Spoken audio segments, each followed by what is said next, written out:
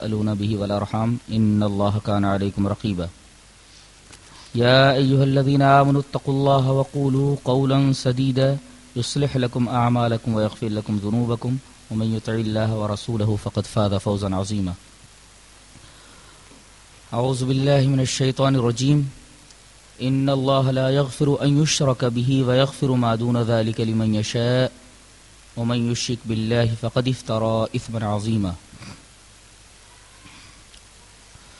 حضرات علماء کرام، محترم بزرگوں، نوجوان بھائیوں، پیارے بچوں، پردہ نشین ماں اور بہنوں،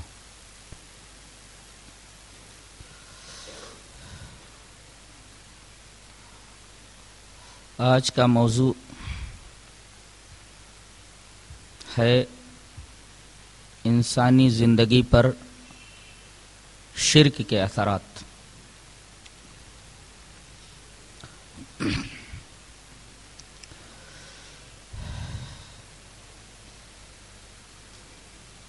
آئیے پہلے شرک کی تعریف سمجھ لیں، اس کے بعد شرک کی شناعتیں اور قباحتیں جان لیں،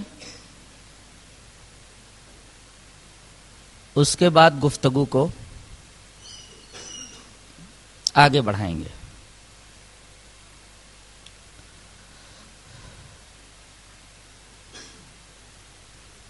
شرک کی دو قسمیں، شرک فی الذات اور شرک فی الصفات۔ شرک فی الذات کی مختصر تعریف یہ ہے کہ کسی کو خدا سے سمجھنا اور خدا سے کسی کو سمجھنا، یہ شرک فی الذات ہے۔ یعنی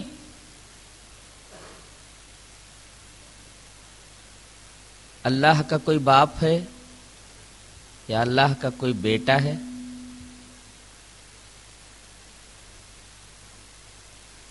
اس کو شرک فی الذات کہتے ہیں۔ شرک فی الصفات کا مفہوم یہ ہے کہ جن صفات سے اللہ تبارک و تعالی نے اپنے آپ کو موصوف کیا ہے،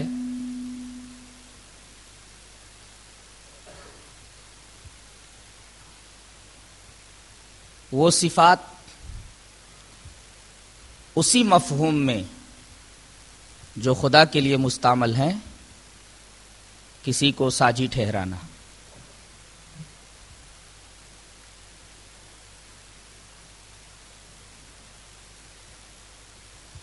جس مفہوم میں وہ خدا کے لیے مستعمل ہیں، اس قید کا فائدہ یہ ہے کہ بسا اوقات ہم یہی صفتیں جو اللہ کی ہیں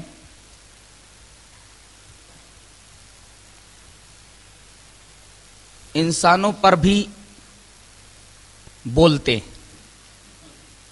مثلا اللہ کی ایک صفت رحیم، ایک صفت سمیع، ایک صفت بصیر،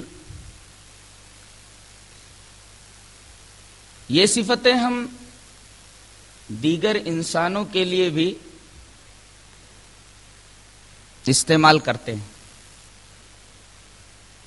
لیکن جب ہم یہ صفتیں اللہ کے لیے بولتے ہیں، اللہ کے لیے استعمال کرتے ہیں، تو اس کا مفہوم کچھ اور ہوتا ہے، اور وہی صفتیں جب ہم انسانوں کے لیے استعمال کرتے ہیں تو اس کو خدائی مفہوم سے الگ کر کے بولتے ہیں۔ اگر ہم اسی مفہوم میں، جس مفہوم میں یہ صفات خدا کے لیے مستعمل ہیں، کسی انسان کے تعلق سے مان لیں تو یہ شرک فی صفات ہے۔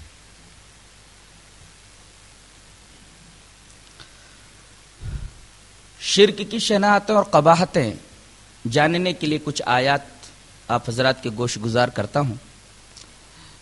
پہلی آیت تو وہی ہے جو میں نے خطبہ مسنونہ کے بعد تلاوت کی.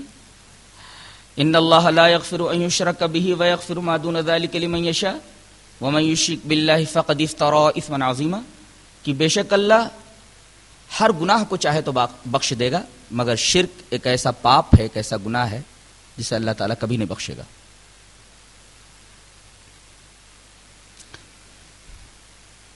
ایک جگہ اللہ نے فرمایا وَوَصَّيْنَا الْإِنسَانَ بِوَالِدَيْهِ حُسْنًا وَإِن جَاهَدَاكَ عَلَىٰ أَن تُشْرِكَ بِي مَا لَيْسَ لَكَ بِهِ عِلْمٌ فَلَا تُطِعْهُمَا. ہم نے انسان کو وصیت کی ہے کہ وہ والدین کے ساتھ اس نے سلوک کریں، لیکن اگر ماں باپ اپنے بیٹے کو اپنی بیٹی کو شرک کے اوپر کاربند رہنے کے لیے مجبور کریں یا شرک کرنے کے لیے مجبور کریں تو ماں باپ کی اطاعت اس سلسلے میں نہیں کی جائے گی.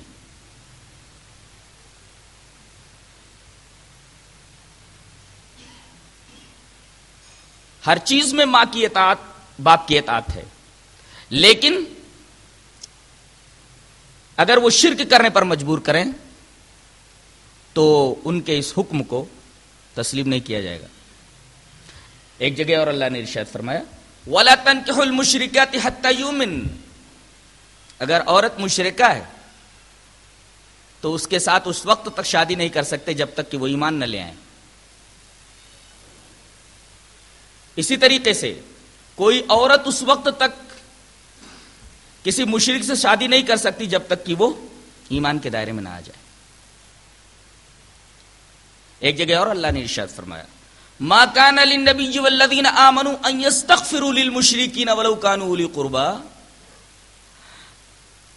نبی کے لیے اور ایمان والوں کے لیے قطعاً اس بات کی گنجائش نہیں ہے کہ وہ ان لوگوں کے لیے اللہ سے دعائے مغفرت کریں جو شرک پر مر گئے ہیں، اگرچہ وہ ان کے قریبی ہی کیوں نہ ہوں.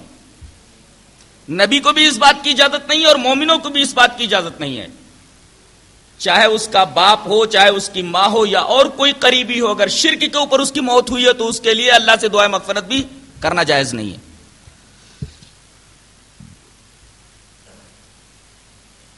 ایک جگہ اللہ نے اور ارشاد فرمایا فَلَا تَدْعُ مَعَ اللَّهِ إِلَٰهًا آخَرَ فَتَكُونَ مِنَ الْمُعَذَّبِينَ. دیکھو اللہ کے ساتھ کسی اور کو معبود مت بنانا ورنہ تم عذاب کے مستحق ہو جاؤ گے. فَلَا تَدْعُ مَعَ اللَّهِ إِلَٰهًا آخَرَ فَتَكُونَ مِنَ الْمُعَذَّبِينَ.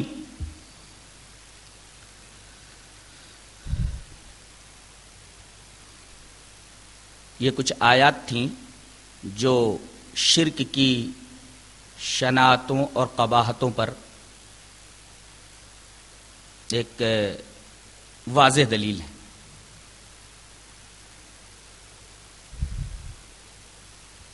شرک کا موقف صحیح ہے یا غلط ہے،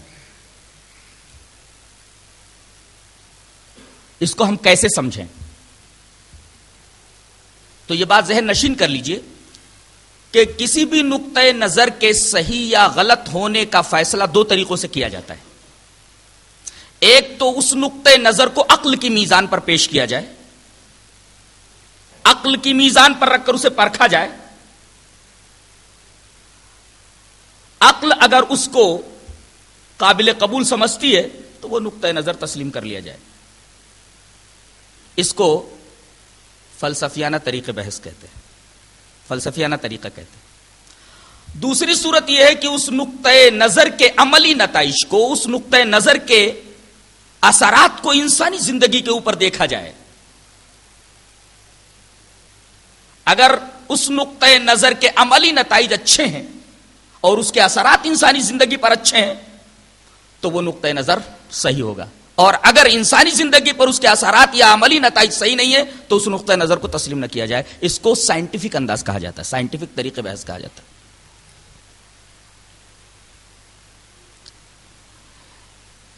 اس سے پہلے کہ ہم اصل موضوع کے اوپر آئیں، ایک سوال کا جواب پہلے دے لیتے ہیں.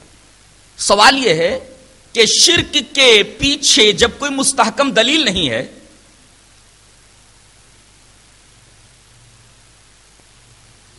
شرک کی کوئی بنیاد نہیں ہے، تو یہ زندہ کیسے ہے؟ اس کو تو مٹ جانا چاہیے. بے دلیل چیزیں مٹ جایا کرتی ہیں، یہ زندہ کیسے ہے؟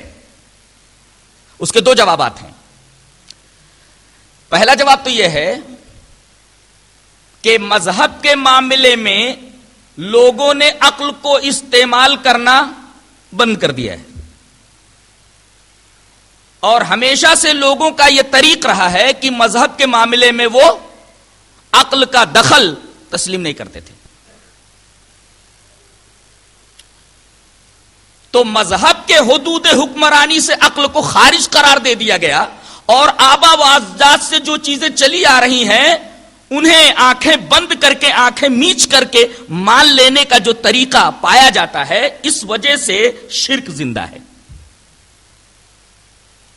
پہلی وجہ تو یہ ہے کہ مذہبی معاملات میں عقل کو استعمال نہیں کیا جاتا.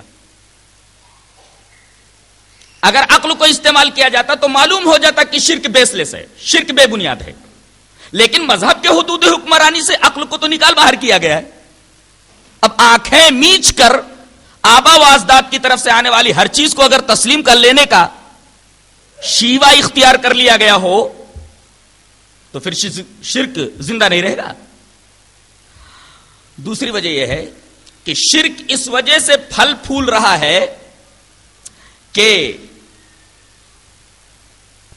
یہ کسی قومی تہذیب کی بقا کی ضمانت ہے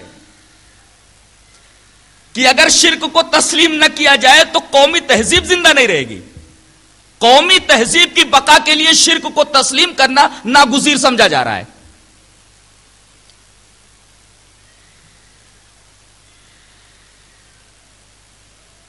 ان دو وجوہات کی وجہ سے شرک زندہ ہے. مذہب کو عقل کے دائرے میں رکھ کر نہیں دیکھا جاتا، اور دوسرے کچھ قومیں ایسی ہیں، کچھ تہذیبیں ایسی ہیں جو اپنی بقا کے لیے شرک کو تسلیم کر لینا ناگزیر سمجھتی ہیں. ورنہ اللہ تبارک و تعالی نے مشرکین کی کم آئے گی ان کی بے عقلی پر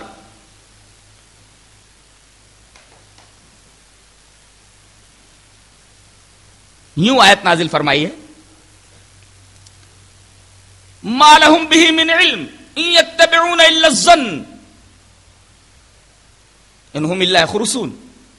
ان کے پاس کوئی علم نہیں ہے، شرک کے موقف پر کوئی علمی دلیل نہیں ہے، اس کے پیچھے کوئی مستحکم بنیاد نہیں ہے، یہ تو بس تیر تکے چلا رہے ہیں. انہم الا یخرصون، خالی تیر تکے چلا رہے ہیں.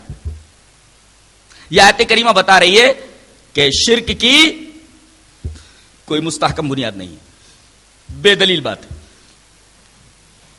اور ایک جگہ تو دلیل کا مطالبہ کیا گیا، قل هل عندکم من علم فتخرجوه لنا، اگر تمہارے پاس کوئی علمی دلیل ہو شرک کے موقف کی صداقت پر تو وہ دلیل پیش کرو. ان تتبعون الا الظن، تم تو گمان کی پیروی کر رہے ہو. دلیل کا مطالبہ کیا گیا، دلیل نہیں دی گئی. شرک کے پاس رہی صحیح ہمیشہ ایک دلیل رہی ہے جسے دلیل نہیں کہا جا سکتا. کیا؟ بل قالوا انا وجدنا آباءنا على امت وانا على آثارهم مقتدون. وہ کہتے ہیں کہ ہم نے اپنے آبا و اجداد کو اسی روش پر پایا ہے اور ہم اسی روش کی اقتدا کر رہے ہیں. شرک کے پاس اس دلیل کے علاوہ بشرطے کسی دلیل تسلیم کیا جائے اور کوئی دلیل نہیں ہے.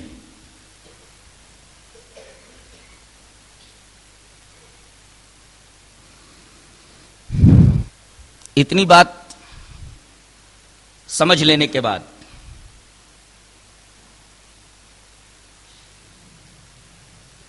اب آئیں دیکھتے ہیں کہ انسانی زندگی پر شرک کے کیا اثرات مرتب ہوتے ہیں.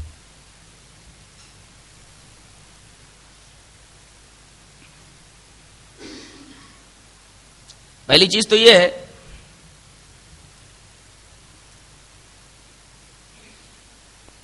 کہ شرک کو تسلیم کرنا یہ بہت بڑی جہالت ہے. شرک جہالت کے پیٹ سے پیدا ہوا ہے. مشرکین آتے ہیں اور نبی کریم صلی اللہ علیہ وسلم سے کہتے ہیں کہ لاؤ کمپرومائز کر لیتے ہیں, کچھ دن آپ ہمارے معبودوں کی پرستش کیجئے اور ہم آپ کے معبود کی پرستش کرتے ہیں. آیت کریمہ نازل ہوئی کہ آپ کہہ دیجئے قل افغیر اللہ تامرونی اعبد ایھا الجاہلون, آپ فرما دیجئے کیا اللہ کے علاوہ کی عبادت کرنے کا تم مجھے مشورہ دیتے ہو یا حکم دیتے ہو اے جاہلو. گویا شرک کو تسلیم کرنا یہ جاہلوں کا کام ہے. کوئی صاحب علم شرک کو تسلیم نہیں کر سکتا. شرک جہالت کے پیٹ سے پیدا ہوا ہے اور اپنے اوپر کوئی آدمی جہالت کا الزام گوارا کرنے کے لیے تیار نہیں ہے, اور مشرک جاہل ہوتا ہے.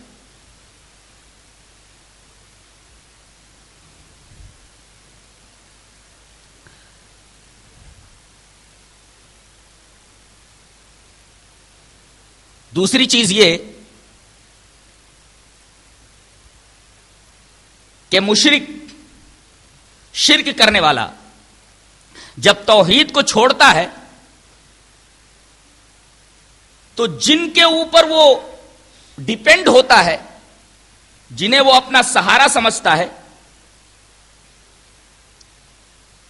جنہیں وہ اپنا آسرا مانتا ہے, اللہ کے علاوہ جتنے بھی آسرے ہوتے ہیں وہ انتہائی بوگس, انتہائی کمزور ہوتے ہیں, انتہائی بودے ہوتے ہیں. اللہ تبارک و تعالی نے ان کی کمزوری کو اس طرح ظاہر فرمایا, مثل الذین اتخذوا من دونہ اولیاء کمثل العنکبوت اتخذت بیتا وان اوہن البیوت لبیت العنکبوت لو کانوا یعلمون.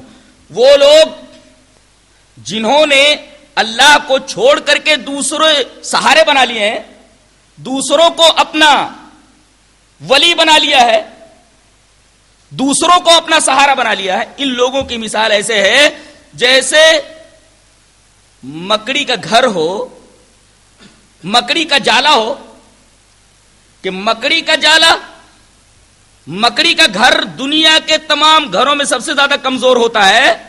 ایسا آدمی ایسے بوگس سہارے کے اوپر ڈیپینڈ ہو جاتا ہے, ایسے بوگس سہارے کو اپنا آسرا اور اپنا سہارا بنا لیتا ہے.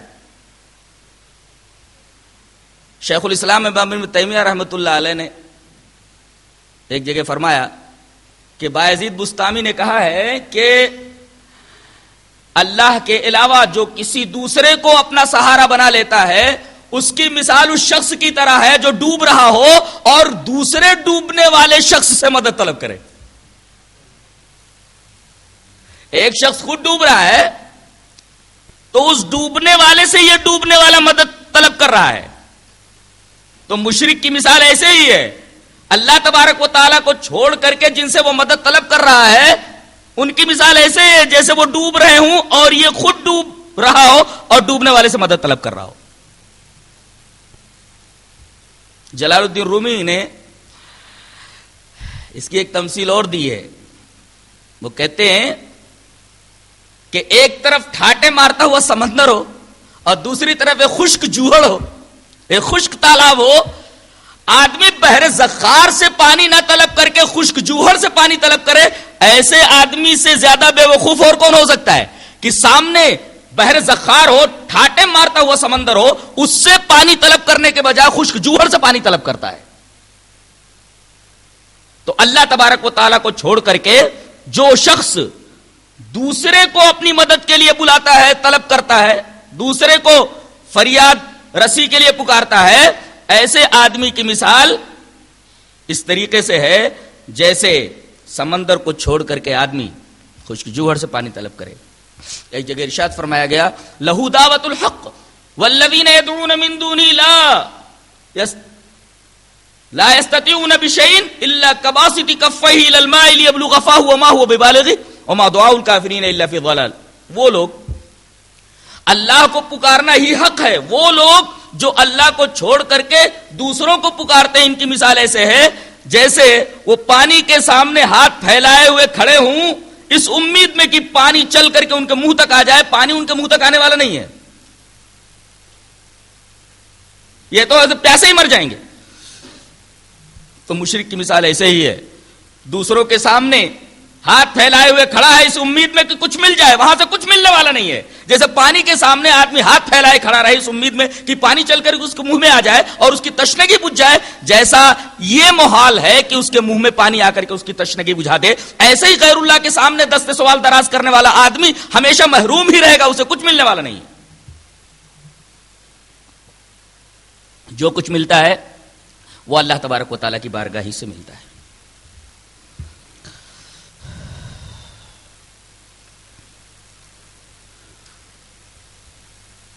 تو انسانی زندگی پر پہلا برا اثر شرک کا یہ پڑتا ہے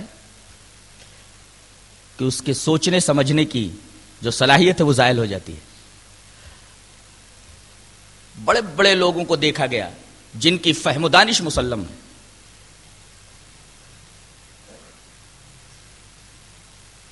بایولوجی پڑھاتے ہیں، فزکس پڑھاتے ہیں، کیمسٹری پڑھاتے ہیں، دیگر فنون پڑھاتے ہیں، لیکن مذہب کے معاملے میں بالکل کورے ہیں. وہ حقیر سے حقیر چیز کو معبود ماننے کے لیے تیار رہتے ہیں.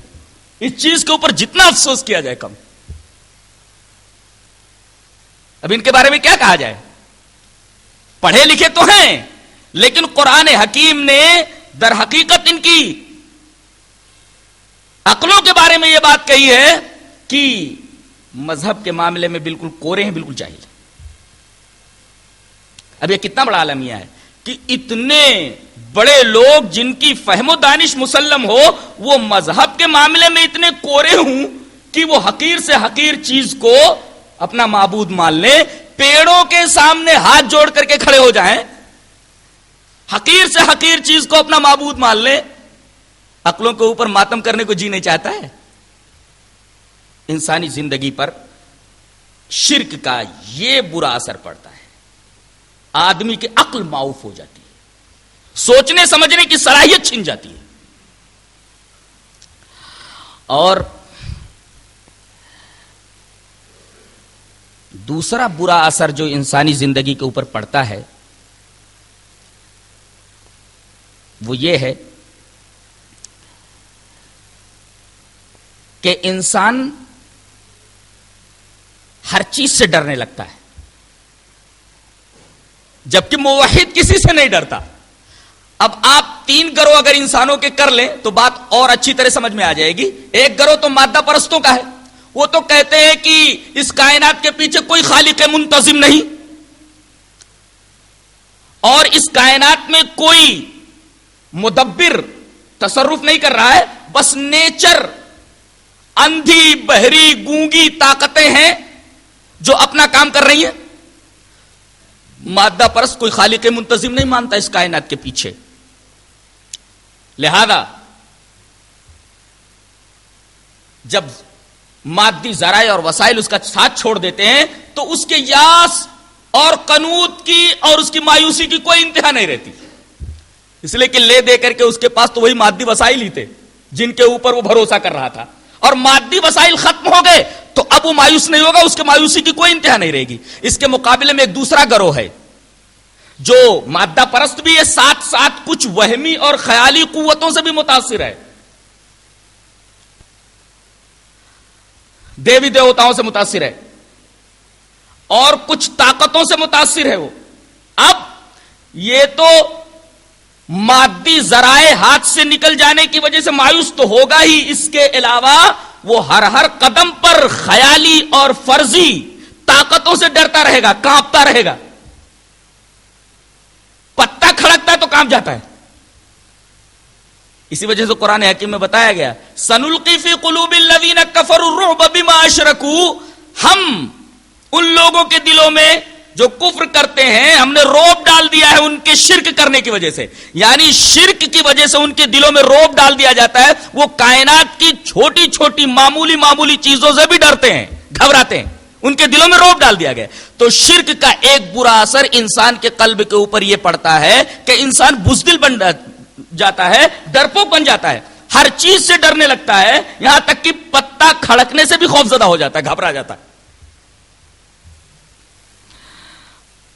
اس کے مقابلے میں موحد کا حال کیا ہوتا ہے؟ سعدی رحمت اللہ علیہ نے بڑے پیارے انداز میں اس کو بیان کیا ہے، کہتے ہیں کہ موحد کی در پائے ریزی زرش، وگر تیغ ہندی نہیں برسرش، امید و حراسش نہ باشد زکش، ہمیں نست بنیاد توحید و بس۔ کہتے ہیں کہ موحد کا حال یہ ہوتا ہے جس کے ہاتھ میں توحید ہوتی ہے، جس کا دل توحید سے معمور ہوتا ہے، اس کے قدموں میں لا کر کے پوری دنیا کی دولت ڈھیر کر دو، یا ہندوستانی تلوار اس کے سر کے اوپر رکھ دو، وگر تیغ ہندی نہیں برسرش، اس کے قدموں میں دنیا کے مال و زر ڈال دو، اس کے سر کے اوپر ہندوستانی تلوار رکھ دو، تو اس کو کسی سے کوئی امید، کسی سے کوئی خوف نہیں ہوتا ہے، اور یہی توحید کی بنیاد ہے، اور بس ہمیں نست بنیاد توحید و بس۔ مادہ پرست خوف زدہ ہو جاتا ہے، مشرک خوف زدہ ہو جاتا ہے، موحد اللہ تبارک و تعالی کے علاوہ کسی سے نہیں ڈرتا۔ یہ انسانی زندگی پر شرک کے اثرات اس طرح مرتب ہوتے ہیں۔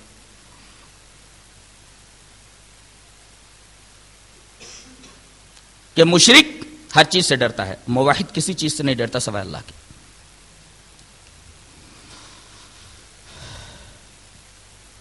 انسانی زندگی پر شرک کا ایک اور برا اثر پڑتا ہے، وہ کیا ہے؟ اونچ نیچ، ذات پات، بھید بھاؤ، یہ شرک کی پیداوار ہے۔ آپ تمام مشرک قوموں کا جائزہ لے لیں تو آپ کو یہ بات اچھی طرح معلوم ہو جائے گی کہ مشرک قوموں میں اپنی بالا تری کا تصور ہمیشہ رہا ہے، اور اپنے علاوہ وہ دوسری قوموں کو ملچ، دوسری قوموں کو ذلیل، دوسری قوموں کو حقیر سمجھتی رہی ہیں۔ گویا یہ جو بھید بھاؤ ہے، جو اونچ نیچ ہے، اور جو ذات پات کا معاملہ ہے، یہ سب شرک کی پیداوار ہے۔ جبکہ اللہ تبارک و تعالی نے فرمایا، یا ایھا الناس انا خلقناکم من ذکر و انثی وجعلناکم شعوبا وقبائل لتعارفوا، اے دنیا کے تمام لوگوں، ہم نے تم کو ایک مرد اور ایک عورت سے پیدا کیا ہے، اور یہ جو قبائل ہیں، یہ جو خاندان ہیں، یہ تو صرف تعارف کے لیے ہے، ورنہ تم سب ایک مرد اور ایک عورت کی اولاد ہو۔ گویا توحید یہ سبق دیتا ہے کہ تمام انسان ایک ہی سر چشمے سے نکلے ہیں، اور شرک کیا کہتا؟ نہیں، ہم سورج کی اولاد ہے، کوئی بولتا ہے، کوئی کہتا ہے کہ ہم فلاں دیوی کی اولاد ہے، کوئی کہتا ہے ہم فلاں دیوتا کی اولاد ہیں۔ اس طریقے کا تصور شرک کے پیٹ سے پیدا ہوا ہے۔ تو اگر غور کیا جائے کہ یہ ذات پات، اونچ نیچ، بھید بھاؤ، یہ سب کچھ کہاں سے نکلا؟ شرک کے پیٹ سے نکلا۔ توحید تو دعوت دیتا ہے اس بات کی کہ سب لوگ ایک ہی سر چشمے سے آئے، سب بھائی بھائی ہیں، اس لیے کہ سب ایک ہی مرد اور ایک ہی عورت کی اولاد ہے۔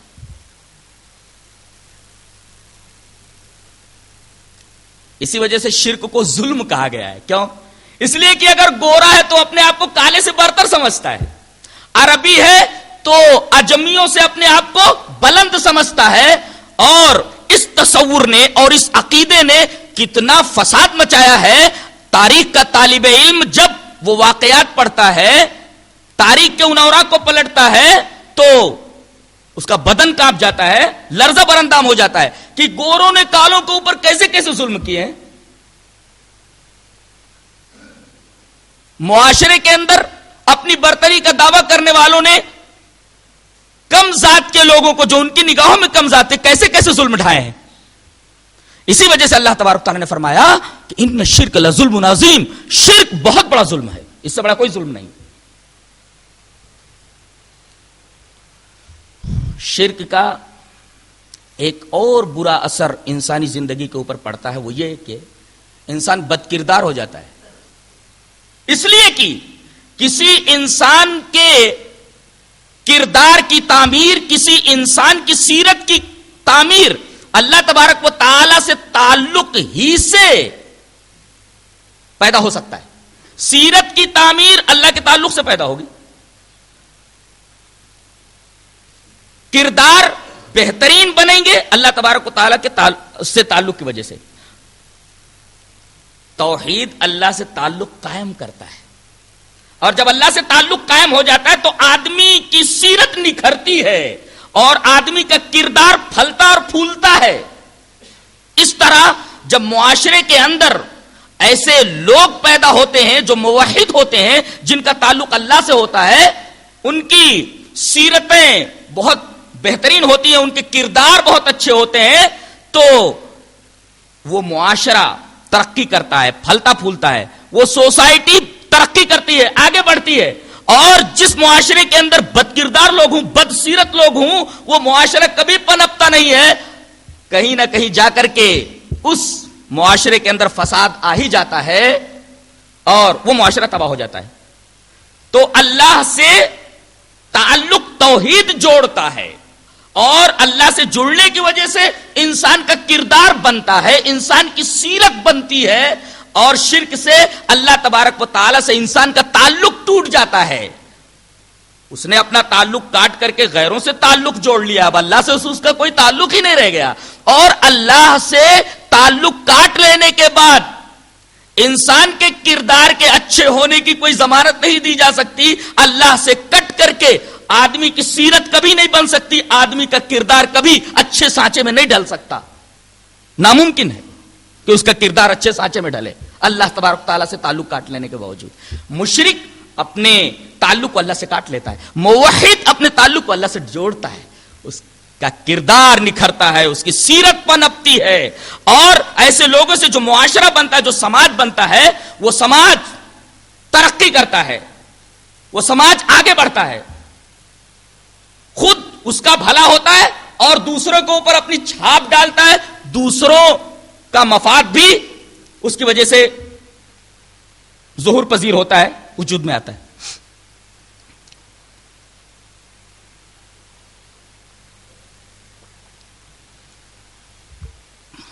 انسانی زندگی پر شرک کا ایک برا اثر یہ بھی پردہ ہوتا ہے کہ شرک کے نقطۂ نظر سے ہر چیز معبود بننے کی پوزیشن میں ہے, ہر چیز کو اپنا معبود بنایا جا سکتا ہے. اب بتائیے, ایک ادنا عقل رکھنے والا یہ فیصلہ کرے گا کہ اگر شرک کے نقطۂ نظر کو تسلیم کر لیا جائے تو ہر چیز معبود بننے کی پوزیشن میں ہے, تو ہر ایک کے سامنے اپنی جبین رگڑو, اس کے سامنے سجدہ کرو, اپنی جبین کو ہر ایک کے سامنے رسوا کرتے پھرو. بتائیے یہ عزت نفس ہے یا عزت نفس کا ہے بیڑا غرق ہو رہا ہے؟ گویا شرک آدمی سے عزت نفس کو چھین لیتا ہے, اور عزت نفس اگر چھن جائے تو پھر آدمی کے پاس کیا رہ جاتا ہے؟ ہر چیز کے سامنے اگر آدمی اپنا سر جھکا دے تو عزت نفس کہاں رہا؟ عزت نفس تو تباہ ہو گئی اس کی. تو شرک کی وجہ سے انسان کی عزت نفس کے اوپر بھی بہت برا اثر پڑتا ہے. شرک کا ایک برا اثر انسانی زندگی پر یہ پڑتا ہے کہ آدمی بد عہد ہو جاتا ہے, بد عہد ہو جاتا ہے. آدمی سے جو عہد ہوتا ہے دوسرے آدمی کو چاہیے کہ اس عہد کو پورا کرے جس سے وہ عہد کرتا ہے. ہم نے بھی اللہ تبارک و تعالیٰ سے ایک عہد کیا ہے, اللہ نے ہم سے ایک عہد لیا ہے. کیا عہد لیا ہے؟ عہد الست کے اندر ہم سے ایک عہد لیا ہے اس نے. کیا؟ وَإِذْ أَخَذَ رَبُّكَ مِن بَنِي آدَمَ مِن ظُهُورِهِمْ وَذُرِّيَّتَهُمْ وَأَشْهَدَهُمْ عَلَىٰ أَنفُسِهِمْ أَلَسْتُ بِرَبِّكُمْ قَالُوا بَلَىٰ شَهِدْنَا. اللہ تبارک و تعالی نے حضرت آدم کی پیٹھ سے تمام انسانوں کو نکال کر کے, وہ چونٹیوں کی شکل میں رہے ہوں جیسے ذر کا لفظ ہے, اللہ تبارک و تعالی نے انہیں عقل و شعور دیا اور ان سے یہ پوچھا الست بربکم, کیا میں تمہارا رب نہیں ہوں؟ اچھا, ہم نے وعدہ کیا تھا. قالوا بلا شہدنا, کیوں نہیں, تو ہمارا رب ہے. اب دنیا میں آنے کے بعد ہم نے اس پیمان کو بھلا دیا اور بدعہد ہو گئے ہم، اس لیے کہ ہم نے جو عہد کیا تھا کہ ہم تجھے ہی معبود سمجھیں گے، ہم تجھے ہی اپنا آقا سمجھیں گے، ہم تجھے ہی اپنا رب سمجھیں گے. یہاں دنیا میں آنے کے بعد ہم نے جب دوسروں کو اپنا معبود بنا لیا، دوسروں کو اپنا رب بنا لیا، اپنا پروردگار بنا لیا، اللہ کو چھوڑ دیا، تو ہم نے بدعہدی نہیں کی. تو شرک انسان کو بدعہد بنا دیتا ہے. ایک برا اثر انسان کی زندگی پر یہ پڑتا ہے، ہم نے جو اللہ سے عہد کیا تھا عہد الست کے اندر، اس عہد کے اندر ہم نے بدعہدی کی، ہم بدعہد ہو گئے. اور ایک برا اثر انسان کی زندگی پر شرک کا یہ پڑتا ہے کہ انسان بے وفا ہو جاتا ہے. بدعہدی الگ چیز ہے، بے وفائی الگ چیز ہے.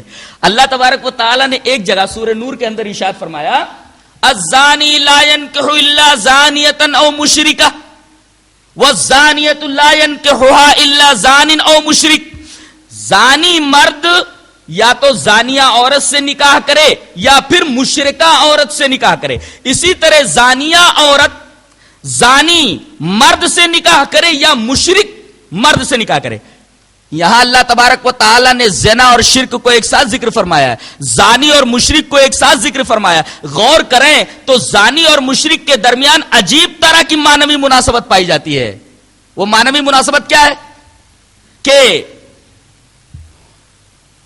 ایک مرد ایک عورت سے نکاح کرتا ہے، اس کے نان نفقہ سکنا ہر طریقے کی ذمہ داری قبول کرتا ہے اور ہر طریقے کی آسائش پہنچانے کی کوشش کرتا ہے. لیکن اس کے باوجود عورت کا کردار ملاحظہ فرمائیے کہ وہ اپنے مرد کو چھوڑ کر کے غیر سے اپنا منہ کالا کرتی ہے. شوہر سب کچھ مہیا کر رہا ہے، لیکن شوہر کی ان تمام نعمتوں کو، شوہر کی طرف سے دی گئی ان تمام آسائشوں کو وہ نظر انداز کر دیتی ہے اور غیروں سے منہ کالا کرتی ہے. اسی طریقے سے ایک مرد اپنی عورت کے علاوہ دوسری عورت سے منہ کالا کرتا ہے. یہی حال مشرک کا ہے کہ دیتا سب کچھ اللہ ہے مگر اس کو چھوڑ کر کے دوسروں سے آدمی اپنی نسبت قائم کر لیتا ہے، اپنا تعلق قائم کر لیتا ہے، اس سے مدد مانگتا ہے اور پریشانی میں اسے بلاتا ہے. اس طرح زنا اور شرک کے اندر ایک طریقے کی مانوی مناسبت پیدا ہو گئی ہے کہ دونوں ایک دوسرے سے بے وفائی کرتے ہیں. شوہر اپنی بیوی سے بے وفائی کر رہا ہے، بیوی اپنے شوہر سے بے وفائی کر رہی، جبکہ شوہر سب کچھ دے رہا ہے اپنی بیوی کو اور بیوی نے اپنا سب کچھ اپنے شوہر کے حوالے کر دیا ہے. لیکن اس کے باوجود وہ دوسروں سے اپنا منہ کالا کرتے ہیں. ایسے ہی اللہ تعالیٰ نے فرمایا وَآتَاكُم مِّن كُلِّ مَا سَأَلْتُمُوهُ وَإِن تَعُدُّوا نِعْمَتَ اللَّهِ لَا تُحْصُوهَا إِنَّ الْإِنسَانَ لَظَلُومٌ كَفَّارٌ. ارے تم نے جو کچھ مانگا وہ تمہیں ہم نے دیا. اگر تم اللہ کی نعمتوں کو شمار کرنا چاہو تو شمار نہیں کر سکتے. اتنی نعمتوں کے حاصل کرنے کے بعد، اتنی نعمتوں کے پانے کے بعد تم اللہ کو چھوڑ کر کے دوسروں کے ساتھ اپنا تعلق قائم کرتے ہو، تو تم سے زیادہ بے وفا اور کون ہو سکتا ہے. تو زنا میں اور شرک کے اندر ایک معنی میں مناسبت اس طریقے کی پائی جاتی ہے. یعنی شرک کی وجہ سے آدمی بے وفا ہو جاتا ہے. اور شرک کا ایک برا اثر انسانی زندگی کے اوپر یہ پڑتا ہے کہ وہ باغی ہو جاتا ہے، اور باغی کی سزا صرف اور صرف موت ہوتی ہے. جیسے ہمارے ہندوستان کا پرائم منسٹر جو ہے، اس کے علاوہ اپنی طرف سے کوئی پرائم منسٹر بنا لے، یا جو صدر ہے جو حکومت کی طرف سے متعین کیا گیا ہے، اگر اس صدر کے علاوہ کوئی دوسرا صدر الگ سے چن لیا جائے تو یہ بغاوت ہوگی، اور ایسے شخص کی سزا حکومت کی طرف سے موت ہے. ایسا آدمی باغی قرار دیا جائے گا کہ حکومت کی طرف سے جو پرائم منسٹر متعین ہے، حکومت کی طرف سے جو صدر متعین ہے، اس کے علاوہ کس نے تم کو اختیار دیا کہ تم نیا صدر بنا لو؟ کس نے تم کو اجازت دی کہ نیا پرائم منسٹر بنا لو؟ یہی حال مشرک کا ہے کہ یہ کائنات پوری کی پوری اللہ تبارک و تعالیٰ کی ہے. اس پوری حکومت کا لہو ملک السماوات والارض، اس کائنات کی بادشاہ صرف اللہ تبارک و تعالیٰ کے ہاتھ میں ہے. مشرک کیا کرتا ہے؟ اللہ تبارک و تعالیٰ کا یہی حق حکمرانی کا دوسرے کو دے دیتا ہے. یہ بغاوت نہیں ہے؟ اسی وجہ سے اللہ ہر برے عمل کو چاہے تو بخش دے گا، لیکن شرک کرنے والے کو کبھی نہیں بخشے گا، اس لیے کہ حکومت میں بھی باغی کی سزا صرف موت ہوتی ہے. مشرک کی سزا اللہ کے ہاں صرف اور صرف ابدی جہنم ہے، اس لیے کہ وہ اللہ تبارک و تعالیٰ کی حکومت کا باغی ہے. ایک معمولی بات ہے کہ جائیداد کسی کی ہے، اگر یہ کہا جائے کہ یہ جائیداد فلاں کی بھی ہے، کتنا بڑا جرم ہے. یہ بہت بڑا ظلم ہے کہ جائیداد کسی کی ہو، اس جائیداد میں کسی دوسرے کو شریک کر لیا جائے جس کی وہ جائیداد نہیں ہے. اس کو کیا کہیں گے؟ ظلم. ظلم کسے بولتے ہیں؟ ظلم کہتے ہیں وضع الشیء فی غیر محلہ، کسی چیز کو اس کے غیر جگہ میں رکھنا. تو جس کی جائیداد نہیں ہے اس کو اس جائیداد میں شریک کر لینا ظلم ہی تو ہے. اللہ تبارک و تعالیٰ کی یہ بادشاہت ہے، یہ اس کی جائیداد ہے، یہ اس کی پراپرٹی ہے. اب اس کے اندر اگر کسی دوسرے کو شریک کر لیا جائے تو یہ بغاوت نہیں ہے، یہ ظلم نہیں ہے. اسی وجہ سے اللہ تبارک و تعالیٰ مشرک کو نہیں بخشے گا، اور چاہے تو کسی بھی گنہگار کو بخش دے. انسانی زندگی پر شرک کا ایک اور برا اثر پڑتا ہے، وہ یہ ہے کہ انسان ناشکرا ہو جاتا ہے. ناشکرا کیسے ہوتا ہے؟ اللہ ہی اس کو سب کچھ دے رہا ہے، اللہ ہی اسے سب کچھ دے رہا ہے، اور ان تمام چیزوں سے وہ فائدہ بھی اٹھا رہا ہے، لیکن اس کے باوجود اللہ تبارک و تعالیٰ سے اپنا رشتہ کاٹ کر کے دوسروں کو اپنا معبود سمجھتا ہے، دوسروں کو اپنا آسرا اور سہارا فرض کر لیتا ہے، مان لیتا ہے. تو یہ ناشکری نہیں ہے کہ دے کوئی اور تعریف کسی اور کی جائے، دے کوئی اور سجدہ کسی دوسرے کو کیا جائے، دے کوئی اور تعریف کسی اور کی جائے.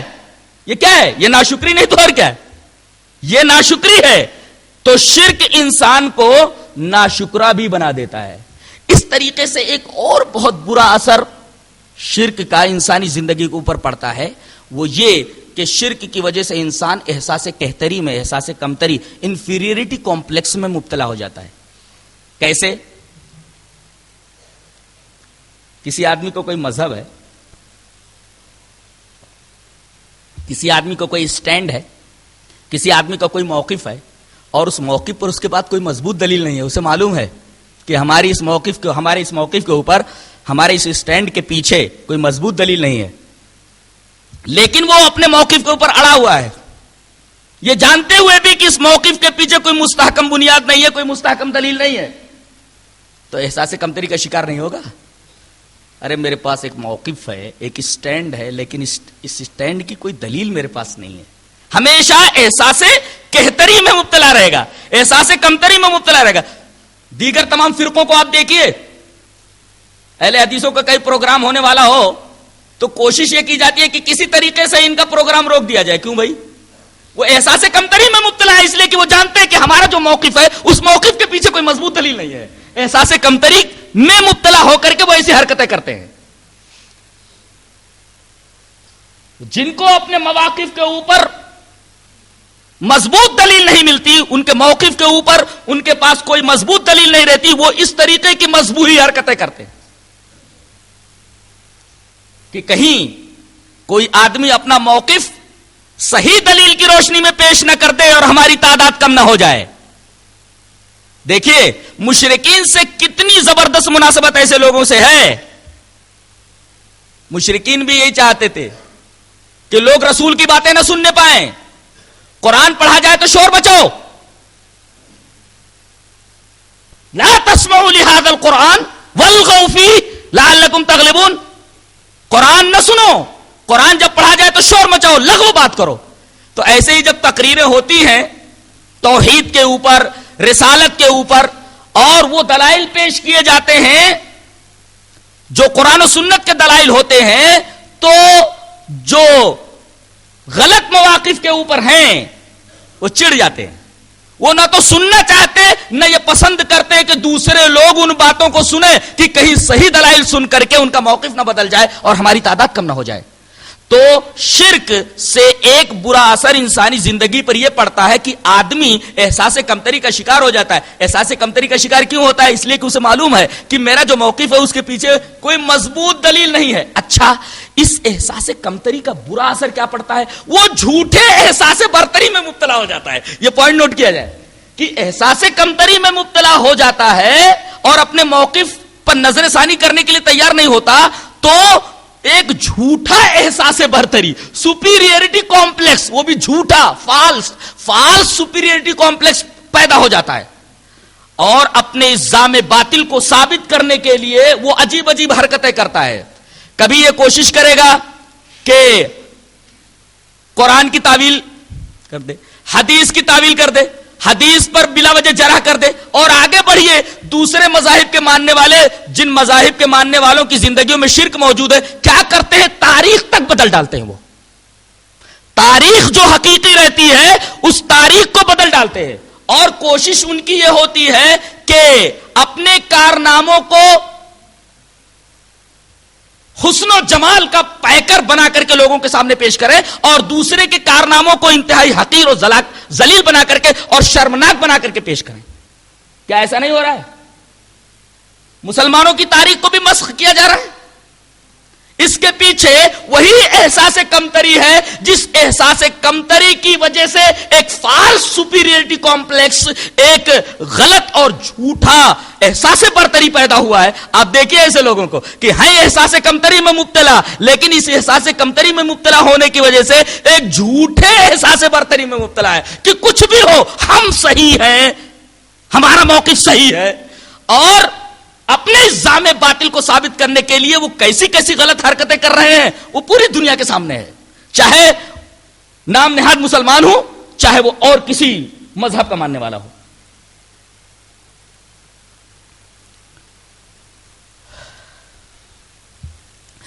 انسانی زندگی پر شرک کا ایک اور برا اور خطرناک اثر یہ پڑتا ہے کہ شرک انتشار فکر و عمل کو دعوت دیتا ہے اور توحید وحدت فکر و عمل کا داعی ہے. ذرا سوچئے کہ 100 موحدین ہیں، سب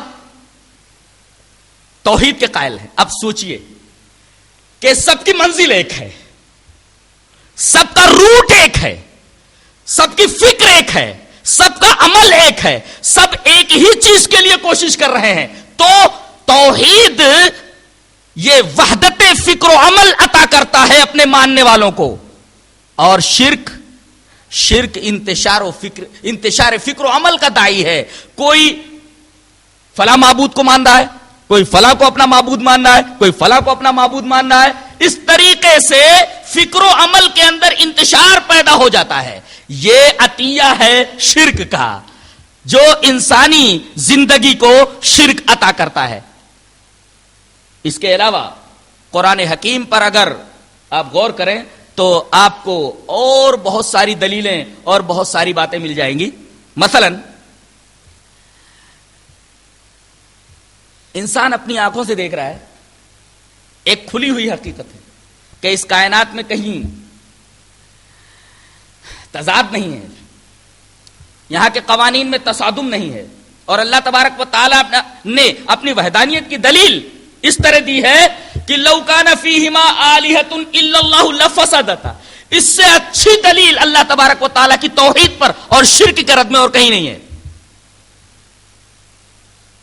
چھوٹے چھوٹے 2 مختصر جملے ہیں اور اللہ تبارک و تعالی نے اسی وجہ سے منطقیین نے اس دلیل کا نام برہان تمانو رکھا ہے. آدمی تمام براہین سے بے نیاز ہو جاتا ہے اگر یہ دلیل اس کے سامنے رہے. اللہ فرما رہا ہے اگر کائنات میں اللہ کے علاوہ بھی کچھ اور معبود ہوتے تو کائنات کا نظام درہم برہم ہو جاتا. اب آدمی خود دیکھ لے، آگے اللہ نے کچھ بھی نہیں فرمایا، بس اتنا کہہ دیا کہ اگر کائنات میں اللہ کے علاوہ اور معبود ہوتے تو کائنات کا نظام درہم برہم ہو جاتا. لیکن ذرا دیکھ لو، کائنات میں کہیں کسی نظام کے اندر برہمی ہے یا کائنات کا کوئی نظام درہم برہم ہے؟ نہیں. سورج جیسے پہلے مشرق سے نکلتا تھا مغرب میں ڈوبتا تھا، موسموں کو تغیرات جیسے پہلے تھے آج بھی ہیں. سورج جیسے مشرق سے نکل کر مغرب میں غروب ہوتا تھا آج بھی ویسے ہی ہے.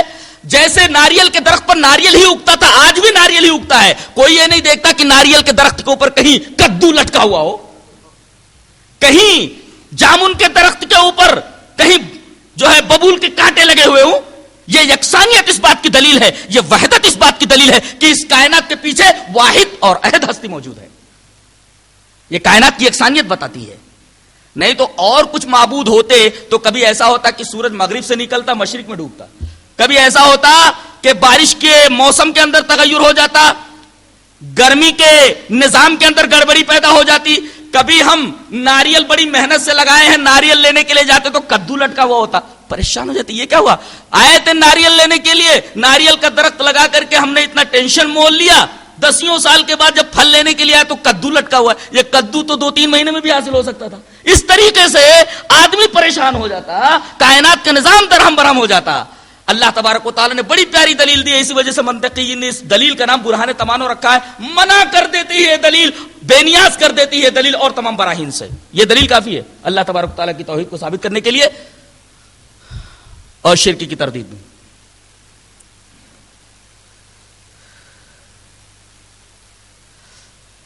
اب کچھ سوالات ہیں، ان سوالات کے جوابات میں دے دیتا ہوں اور بات کو ختم کروں گا.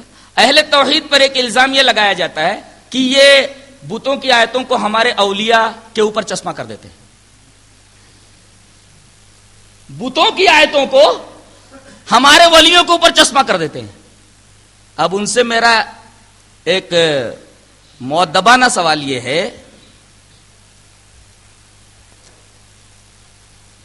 کہ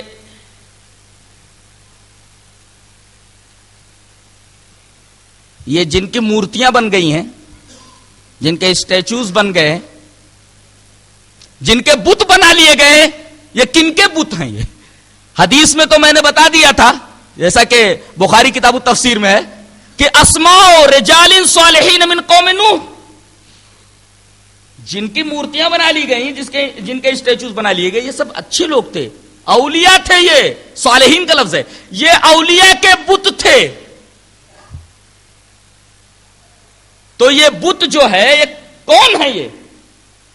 یہ بت تو ولیوں ہی کے ہیں. لہذا یہ کہنا کہ یہ لوگ بتوں کی آیتوں کو ہمارے ولیوں کے اوپر فٹ کر دیتے ہیں، ارے بھائی یہ بت تو ولیوں ہی کے ہیں جیسا کہ حدیث سے ثابت ہے. اس کا کیا جواب ہے ان کے پاس؟ دوسرا سوال میرا یہ ہے ان کے اوپر کہ آیت میں عموم ہے من دون اللہ، اللہ کے علاوہ جتنی بھی چیزیں ہیں سب، چاہے وہ نبی ہو، چاہے ولی ہو، چاہے فرشتہ ہو، چاہے شجر ہو، حجر ہو، اللہ کے علاوہ ما سوا اللہ جتنی چیزیں ہیں وہ سب من دون اللہ میں داخل ہیں. اب جب آیت میں عموم ہے تو آپ کو کس نے ٹھیکیدار بنایا ہے کہ اس عموم کی آپ تخصیص کریں؟ آیت تو عام ہے، بتوں کے لیے بھی ہے اور ولیوں کے لیے بھی ہے، نبیوں کے لیے بھی ہے. تو جب آیت عام ہے تو آپ خاص کیوں کر رہے ہیں؟ آپ کو خاص کرنے کا ٹھیکیدار کس نے بنایا ہے؟ تیسرا سوال، آیات میں تو بتوں کی اور ولیوں کی تصریح تو ہے نہیں، لہذا آپ کو کس نے حق دیا کہ کوئی آیت ولی کو دے دے اور کوئی آیت بت کو دے دے؟ آیات میں تو اس چیز کی کوئی تصریح نہیں. یہ تیسرا سوال ہے جو مشرکین سے ہے، جدید مشرکین سے.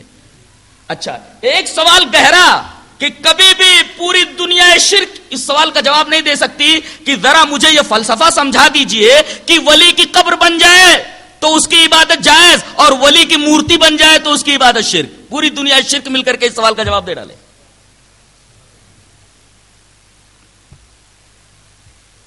کہ ولی کی قبر بن جائے تو اس کی عبادت جائز اور ولی کی مورتی بن جائے تو اس کی عبادت شرک.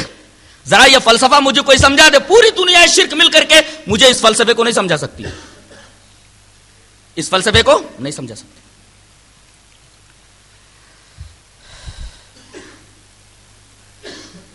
میرا خیال یہ ہے کہ اس موضوع کے اوپر بہت ہی اہم باتیں آپ حضرات کے سامنے آ چکی ہیں. انشاءاللہ وسیلے کا ایک بیان رکھیں گے، کچھ باتیں جو رہ گئی ہیں انشاءاللہ اس میں اس کو لے لیں گے. اللہ تبارک و تعالی ہمیں نیک عمل اور اچھی سمجھ کی توفیق عطا فرمائے. وآخر دعوانا الحمدللہ رب العالمین.